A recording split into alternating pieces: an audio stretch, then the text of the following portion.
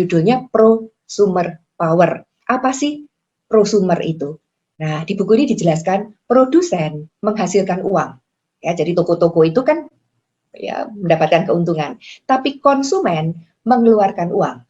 Nah, prosumen adalah di mana konsumen ini pandai. Dia tidak hanya mengeluarkan uang, tapi dia bisa make money, menghasilkan penghasilan sambil belanja.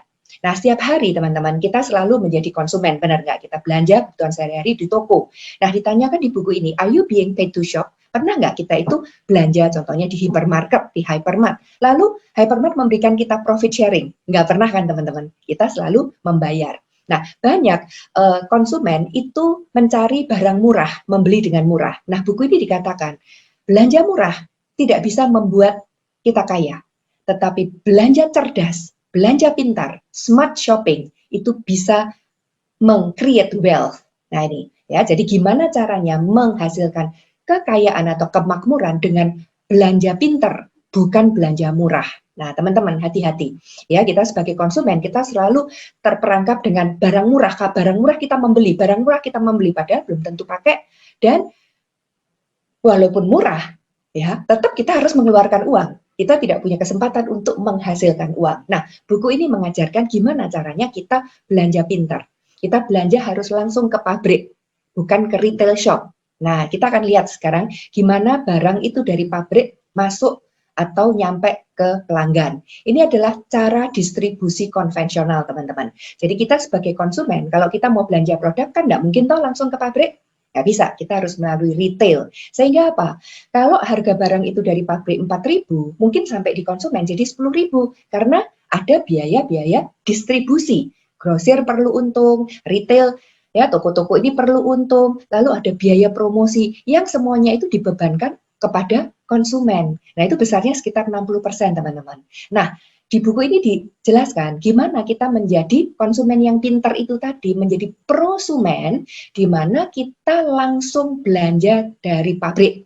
Tidak usah melalui grosir dan retail. Sehingga apa? 60% ini tadi ya akan menjadi hak kita, yaitu 30% profit sharing dari perusahaan dan 30% retailing profit kalau kita menjual pada konsumen. Nah, jadi jangan jadi konsumen, teman-teman. Kita jadi prosumen. Nah, ini yang disebut dengan bisnis P2C, producer to consumer. Nah, di buku itu dijelaskan, ya, kita belanja pintar, langsung ke pabrik, ya, sehingga ada 60% yang kita save, kita ambil. Nah, setelah itu apa? Kita mengajak teman-teman kita juga menjadi prosumen, bukan konsumen yang hanya spend money. Nah, sekarang bagaimana?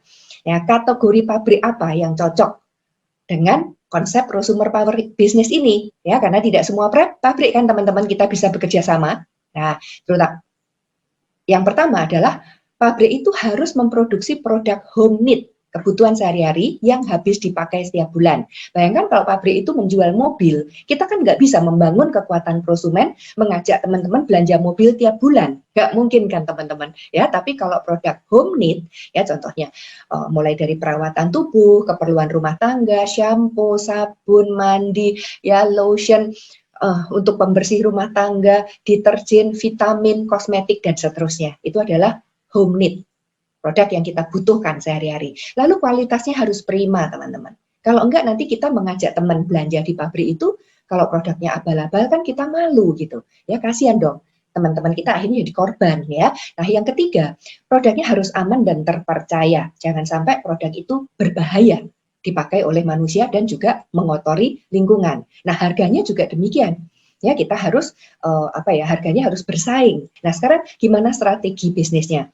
Nah, strategi bisnisnya adalah kita membangun basis pelanggan, basis prosumen itu. Makanya namanya apa?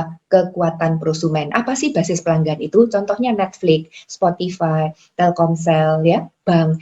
Ya, orang yang berlangganan Netflix, Spotify, dan contohnya kita juga nasabah bank, setiap bulan ya kita selalu berlangganan membayar.